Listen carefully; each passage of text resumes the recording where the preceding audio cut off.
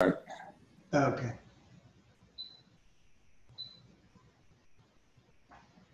Okay, a general overview of the problem is that you or someone that's very close to you will probably have cancer in their lifetime. And when they do, their life changes. I've actually had this happen in my family recently. The standard of care for cancer these days is to have the tumor or the lesion genetically tested, and then that test can identify some genetic variants that can be matched to the treatment. Not in all cases, but it's the best current approach to care. Now, there's a major limitation in this approach, and that is that not every person benefits from it, because when they match your genetic test to the database, it turns out that only 1% of the mutations that cause cancer are probably known at this point. So you will likely have a mutation and they won't know what it does. Okay, so this is really a major limitation in all personalized medicine. And our company solves this problem by a new technology where we can take a gene and rapidly create an atlas of all the mutations. So now these outcomes can be used to diagnose your cancer, to see if you can be matched with a treatment. We think that our approach to this type of genetic interpretation will revolutionize genetic testing and will also impact drug development in healthcare. Okay, let's get into some of the specifics of that. So approximately 1 in 2 people will get cancer. The reports are going to have problems, and the reason is we don't know the mutations. I'm showing you here one gene, which is called P16, and there are 3,000 possible variants, and there only 5% are known. And this is one of the best studied cancer genes. In a recent review of one of our grants that came out of UNLV, I think one of the reviewers stated this the best. He said, "I can think of no larger impact on healthcare than being able to determine the clinical significance of VUSs." VUSs are these variants where we don't know what they do. Okay. So we're going to produce an atlas for each gene one by one. We're going to start out with the 5 genes listed here, and we think, based on comp analysis in the market, that each map is worth several $1 million. So the way we do this is we developed a new technology that we call the GigaAssay, which is kind of a pretty clever combination of a lot of cutting-edge molecular biology. We use gene editing with CRISPR, homologous recombination, error-prone PCR, barcoding, etc. And what we can do is we could take the normal screening method that's used now, where the major genetics company in the world, Myriad Genetics, has taken 25 years to come up and characterize 5,000 or 6,000 of the 38,000 possible mutations in the BRCA1 breast cancer gene. And now we can reduce that, and we can do 500,000 mutants in 3 months with our technology. And we've done this with one gene already, so we've demonstrated the capability. One of the nice things about our product is we will then B2B license these data sets to quite a number of different potential customers. And we'll do it for all the cancer genes starting one by one. There's a lot of cancer genes to do. There's 291. No FDA approval is required. And then we have multiple products for each gene, because the gene can be broken up into different regions. And then we can look for single mutations or double mutations, which are called haplotypes, or one type of haplotype. And those may even raise the bar for interpretation even further. Okay, so looking at some of the markets that we would have access to, that where these customers would be interested in licensing our products, there are cancer testing and treatment companies, drug discovery in both biotech and big pharma, predictive screening companies, carrier screening, recreational genetics, nutrigenetics, etc. If you kind of look at the total space, we think that these industries are worth about $100 billion in this area.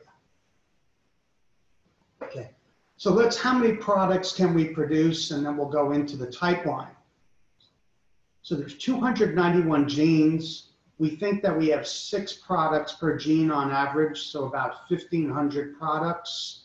And then there's 5 different major groups where we could do exclusive licensing for a particular use, or later non-exclusive licensing. So that gives us about 9,000 licensing opportunities, and that doesn't include possible international types of licensing. If we're roughly evaluating the value of each GAM, it's worth probably about $3 million. So we think the market opportunity that we'll have access through with our products is about $26 billion. The data life is extensive. Once we've developed it, there's no value in duplicating it any further. This is actually an early version of one of the first maps that we created for an HIV gene. So this is our production schedule. As I told you, there's about 4 or 5 types of GAMs we can produce. And we think we can produce tens per year once we reach full production capacity. And we think that the time range is 2 to 4 months, but we can do several concurrently. The supply costs are a little pricey, but not compared to the amount of revenue we would be bringing in. And shown on the bottom here is what we plan to do for a production schedule by year. So we're going to slowly ramp up to full capacity in about year 4 or 5. We have a pretty unique competitive advantage because, I lost my train of thought. This is the only technology where you could take a whole gene and analyze it at once. Everybody's been doing one mutation at a time or small sets. With the new technology, we can now do many at once.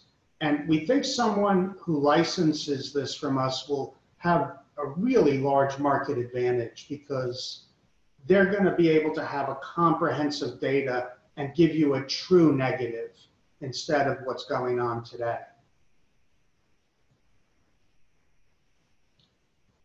The competitive landscape is pretty shallow. There's one public database called ClinVar, but again, it has less than 1% of mutations for each gene. And I previously mentioned Myriad, who now has several genes where they may have up to a quarter of the possible variants known. So they would be a likely customer. There are many other companies that are trying to enter the space, but they're only using computational prediction. And that's not a good way to go forward with. Just to give you an example of some of the companies, I list here the 10 of the largest genetic testing, carrier screening, and pharmaceutical companies. And a lot of these companies are very large and have a large market already. The approach that we're going to use in initial sales will be sealed bid licensing, where we'll release a subset of the data for potential customers to evaluate, and then we'll have a target date and we'll have a sealed bid. And we think this will maximize value of our product in the beginning. So this will all be B2B, although as the company grows, we will consider direct-to-consumer testing as we start to do more and more genes. Using the schedule that I put in the earlier diagram, we've created some revenue numbers, which are based on the valuation I presented. earlier. And we think, by year 5, we should be producing quite a bit of money. And we should be able to break even at the end of year 1 after we sell our first 2 products or have our first 2 license agreements. The team is rounded out by myself being the CEO. I have 21 years experience as a professor. I've also been involved in several startup companies, and I'm the co-inventor of the GigaAssay. Nephi Sanchez had a previous role as a CFO in a company that was sold recently with a large exit to Autodesk. And he also won an Emmy last year for the software he built in that company. So he's agreed to be the CFO. Jim Timmons is experienced in sales and has a large network, and he'll be, at least in the beginning, heading up the sales. And Dana Ono is experienced with a lot of connections in the industry and ran a venture fund for a while, and he's agreed to help us be a broker with sales. The current status is we've had about $1 million that we've invested in this research from NIH grants, and we've analyzed this HIV TAT gene and we've completed it. We've built software to analyze the output, and we've licensed the technology from our university, and we have an exclusive license. The next steps are to build the lab and start doing other genes and get the sales force out there. So why should you invest in my company? In the genetics space, the timing is right. This is really becoming important in the public domain. We have a proven proprietary platform technology with a deep product line. What we're doing is transformative. The haplotypes that we would be doing, we would be the only person in the marketplace that's doing this on a broad scale. We have an experienced and capable team, and I think we have a nice model to go forward into these large markets. We're seeking about $2 million to get us going through the first year and a half. And there's lots of new opportunities to apply this GigaAssay to other products and in other sectors, some of which are listed here. So there's a lot of potential growth in our company. We think that we have the golden goose technology in this space.